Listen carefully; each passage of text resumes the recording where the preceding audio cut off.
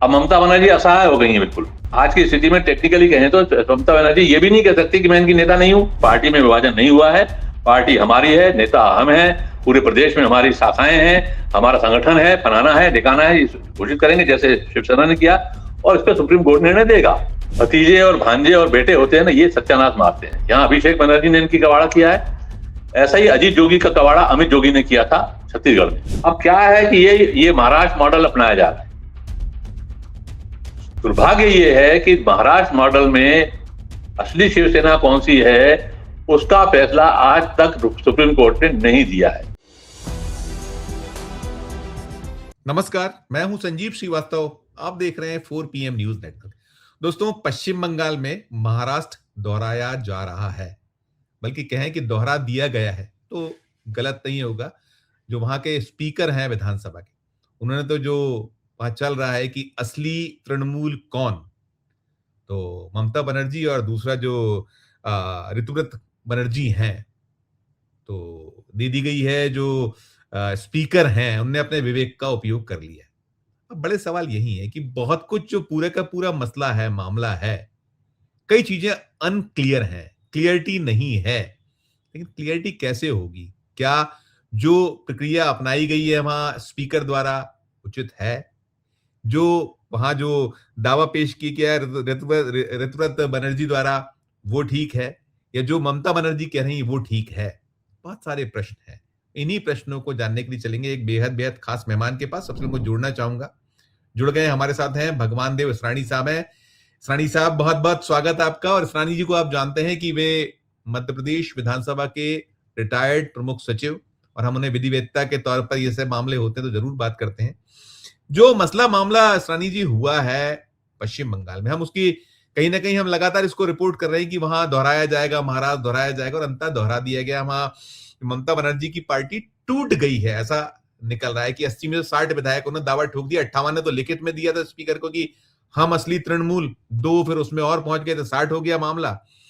लेकिन क्या प्रक्रिया किस तरह की होती है जब विधायक दल का नेता चुनना या प्रतिपक्ष का नेता चुनना? ये प्रतिपक्ष के नेता चुनने का मामला, प्रतिपक्ष के नेता के चुनाव को लेकर है कि एक बार हुआ कि उन्होंने अपना नेता चुन लिया था, नेता चुनने के बाद वो सूचनाएं भेजी थी, वो फर्जी निकला, फ्रॉड निकला। ये ब्लेम्स इस जिन्होंने अपना दावा ठोका उनके हैं, लेकिन उनको भी तो उन्होंने निकाल दिया था, निष्कासित किया गया था। और वो कह रहे हैं ममता बनर्जी ही हमारी नेता है। चूंकि वो कह रहे हैं ममता बनर्जी हमारी नेता है, तो फिर ऐसे में क्या कुछ होना चाहिए था, क्या नहीं हुआ है? शुरुआत यहां से। देखिए, प्रक्रिया यही होती है जब कोई चुनाव होते हैं, जब भी किसी स्टेट में नए चुनाव होते हैं तो 2 प्रक्रियाएं होती हैं। एक ये होता है कि विधायक दल का नेता चुना जाए, जिसको मुख्यमंत्री बनाया जाए, जो शुभेंदु अधिकारी हैं आज। एक ये होता है कि भाई एक बैठक विधायकों को बुलाई जाती है जिसमें नेता प्रतिपक्ष चुना जाता है। अब आरोप प्रत्यारोप का मामला चल रहा है यहाँ पे। ममता जी ने एक बैठक बुलाई जिसमें विधायक नहीं पहुंचे, कम विधायक पहुंचे। आरोप यह भी है कि कम विधायक पहुंचे और कुछ जाली दस्तखत किए गए, और उसको विधायक दल की बैठक बना करके नेता प्रतिपक्ष के चुनाव का बताया गया, और उसकी सूचना अभिषेक बनर्जी ने स्पीकर को दी कि साहब विधायक दल के नेता ये रहेंगे। अब उसके साथ विधायक कितने हैं उसकी कोई सूची नहीं है। जो सूची भेजी गई है उसमें काफी फर्जी विधायक हैं। तो ये स्पीकर ने FIR कर दी है। FIR की जांच शुरू हो गई, भाई इसमें जाली दस्तखत हैं, और आरोप भी सही यही है कि लोग कह रहे हैं कि हमारे दस्तखत है ही नहीं ये। अब जो स्पीकर के पास पहुंचे हैं 58 लोग, वो फिजिकली पहुंचे हैं, दस्तखत भी किए हैं, लेटर भी दिया है, फिजिकली पहुंचे। अब स्पीकर के पास विवेक यही है कि भाई 58 जो मेरे 60 खड़े हुए हैं ये मैं मानूं इनको, या 80 में से 22 जो बचे हैं उनको मैं मानूं। अब 22 के पास वो अधिकार नहीं है जो 10% 294 का होना चाहिए। 10% 294 के साथ 30 होना भी जरूरी है। 30 वो है नहीं, 58 ये है। तो स्पीकर का विवेकाधिकार तो यही कहता है कि भाई जो सामने आ रहे हैं, 58 प्लस 2 हो गया, 60 हो गया। 58 ने 60 प्लस 2, 58 प्लस 2 60 हो गए। एक तरफ 60 है, एक तरफ 22 है। मान्यता के लिए 10% चाहिए, 10% के लिए चाहिए 30 उनके पास है नहीं। तो स्पीकर के पास विकल्प क्या है? विकल्प यही है कि इनको मान्यता दे दें, और वो भी टेक्निकली ये कह रहे हैं कि हम तो असली हैं, हमारी नेता ममता बनर्जी हैं, हम अभिषेक बनर्जी को नेता नहीं मानते। तो टेक्निकली अगर देखा जाए तो स्पीकर के पास और कोई विकल्प ही नहीं है कि वो उनको करे। स्पीकर के पास दो विकल्प है, या तो वो उनको लटका के रखे कि भाई आप सही है कि नहीं है, मैं नेता दल से पूछूंगा। अगर कोई और पार्टी की सरकार होती तो ये जो कुख्यात राज्यपाल हैं वहां के रवि टाइप के, वो ये कहते हैं कि देखूंगा मैं, अब देखता हूं, करूंगा, देखता हूं, जांच करूंगा, फलाना करूंगा, ठिकाना करूंगा, ये करूंगा, कर सकते थे। वो यहां मामला बिल्कुल स्पष्ट हो गया है। क्या है कि इसमें गलती तो हुई है, फर्जी दस्तखत करके इन्होंने फंस तो गए हैं। अब वो नहीं करना चाहिए था, फर्जी दस्तखत नहीं करना चाहिए था, उसको थोड़ा सा विधायकों से विश्वास में लेना चाहिए था। ऐसा भी आनंद फानंद में करने की क्या जरूरत थी, लेकिन हो गया है। अब वो फंस गए हैं और ये 58 के 58 और 2+ जिनको पार्टी से निकाल दिया गया, 60 के 60 वहां पहुंच गए कि हम बस ही हैं। अब क्या है कि ये महाराष्ट्र मॉडल अपनाया जा रहा है। दुर्भाग्य ये है कि महाराष्ट्र मॉडल में असली शिवसेना कौन सी है उसका फैसला आज तक सुप्रीम कोर्ट ने नहीं दिया है। ये मामला पूरा लीगल हो गया कि भाई आखिर जब दो तिहाई या 3/4 लोग ये कहते हैं कि साहब हम पार्टी के लोग हैं, हम पार्टी से चुनाव जीत के आए हैं और हम ही असली हैं, तो उस वक्त उस स्थिति में क्या हो। इस मामले में आपका दल बदल कानून साइलेंट है, तो फैसला देना है सुप्रीम कोर्ट को। और सुप्रीम कोर्ट के हाल ये है कि एक चुनाव हो गए, दूसरे चुनाव हो गए पर फैसला नहीं आ रहा। अब जब तक इसके बारे में कोई कानून न बने तब तक ये इसका विसंगति का लाभ लेते रहेंगे लोग।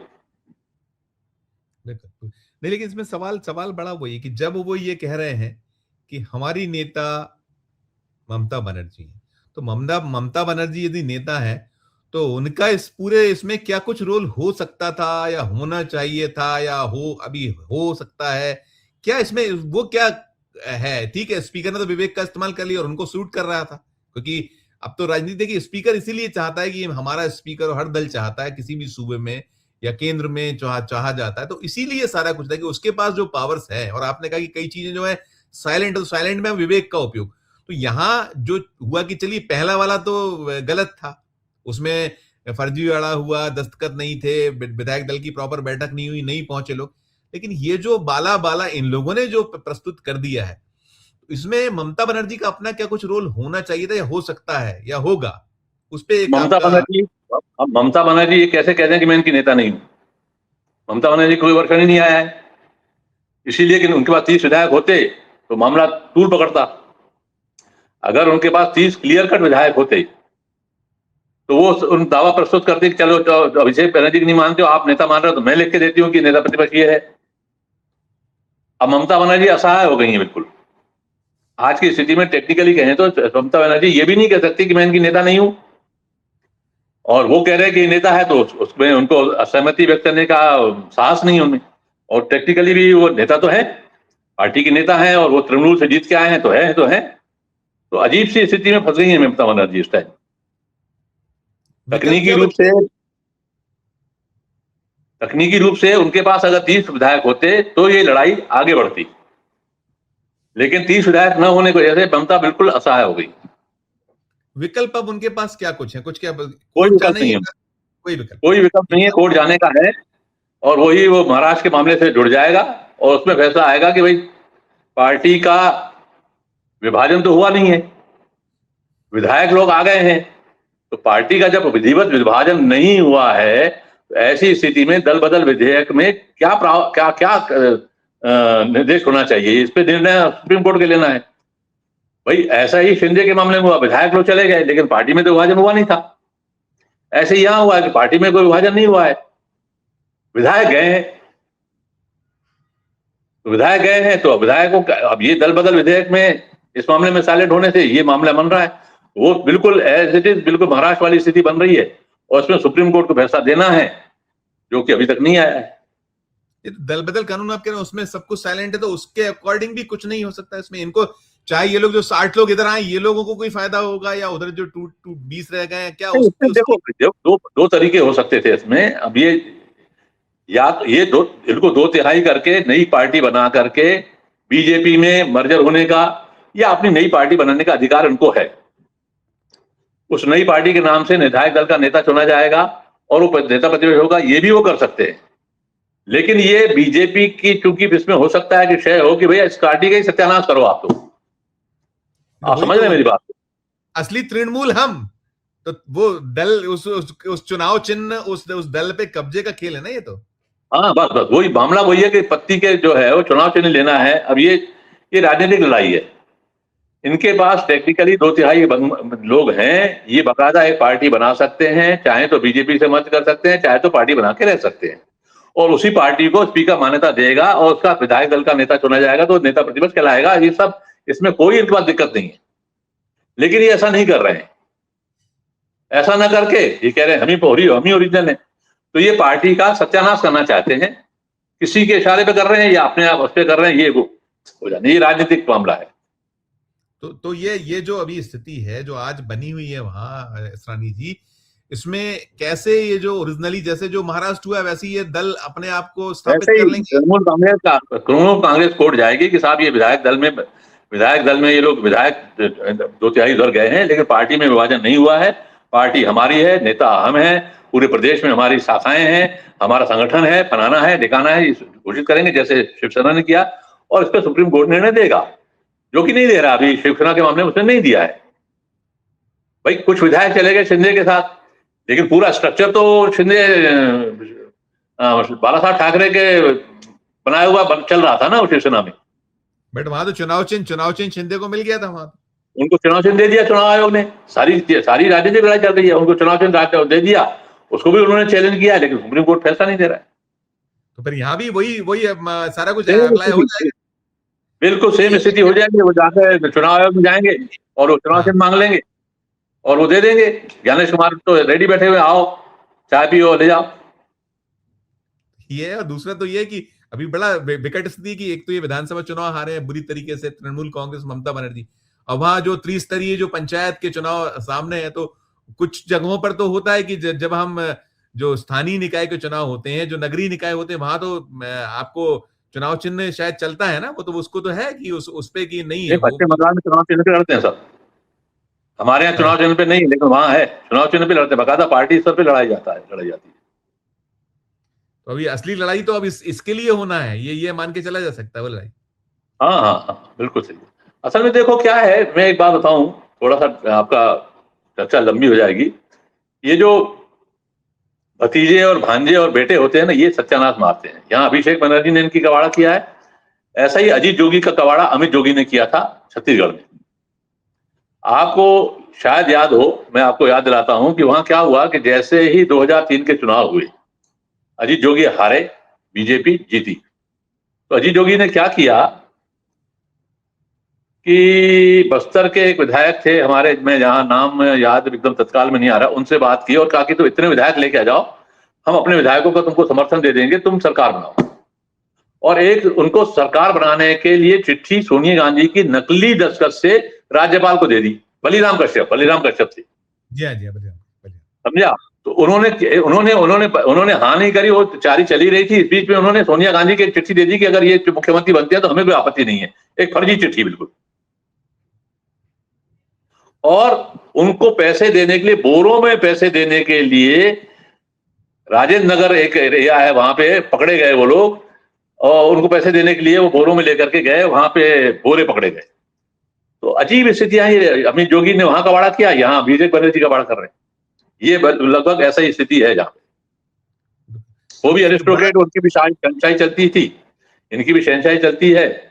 विधायक लोग जो नेता है मेन, उनसे कट जाते हैं, पार्टी टूट जाती है, क्योंकि एक व्यक्ति की पार्टी है ये।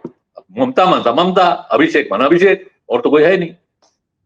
यही तो मायावती का भी यही हाल हुआ है उत्तर प्रदेश में। मायावती का भी यही हाल है।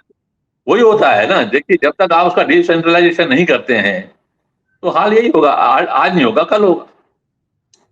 आज भी कांग्रेस क्यों खड़ी हुई है? कांग्रेस इसलिए खड़ी हुई है कि उसमें डिसेंट्रलाइजेशन, पूरे स्टेट में यूनिट है, फलाना है, ठिकाना है, देता है, उनमें चुनाव होते हैं। आज मल्लिकार्जुन खड़गे उनके अध्यक्ष चुने हुए अध्यक्ष हैं। तो ये सब ये जो स्ट्रक्चर जिनके बने हुए हैं, उनमें जो पार्टियां हैं वो चल रही हैं। जो व्यक्ति विशेष की पार्टियां होती हैं उसमें दिक्कत जाती है। नहीं बिल्कुल, मैं अंतिम अंतिम बात यही कहूंगा, एक लाइन में आप उसको सम अप कर दीजिएगा। कुल मिलाकर अब ममता बनर्जी के सामने ना तो कोई विकल्प है, ना कोई उनके पास अपनी पार्टी को बचाने के लिए कोई अभी अब कोई तरकीब बचती नहीं है शायद। जो कुछ है सब उनके एक ही तरकीब है, कोर्ट जाएंगे, एक ही तरकीब है, कोर्ट जाएंगे, वो कहेंगे कि भाई हमारा पूरा स्ट्रक्चर है, संगठन हमारे पास है, पार्टी में कोई विभाजन नहीं हुआ है, पार्टी हमारी है, चुनाव चिन्ह हमारा है, हमको इनको मान्यता न दी जाए, स्पीकर को भी चिट्ठी लिखेंगी और सुप्रीम कोर्ट भी जाएंगी या हाई कोर्ट जाए, जैसा भी करें, यही सहारा है उनके पास, लीगल लेकिन ये सहारा है उनके पास। लीगल यही है, लेकिन इसमें आप देख तो रहे हैं कि क्या होने वाला है, जो होता रहा है हाँ वो होने, वैसे ही। मैं कह रहा हूँ ना, महाराष्ट्र में एक चुनाव हो गया, दूसरा चुनाव हो गया और अभी तक निर्णय नहीं आया, और शिंदे बढ़िया मुख्यमंत्री और उप मुख्यमंत्री बने घूम रहे हैं। कुल मिलाकर वही कि चुनाव चिन्ह तो गया हाथ से, ऐसा लगता है ये इसका हाँ, फाइनली आज की तारीख में दिख रहा है कि अब नहीं बचा पाएंगे शायद चुनाव चिन्ह। स्पीकर से एक कदम आगे हैं ज्ञानेश कुमार।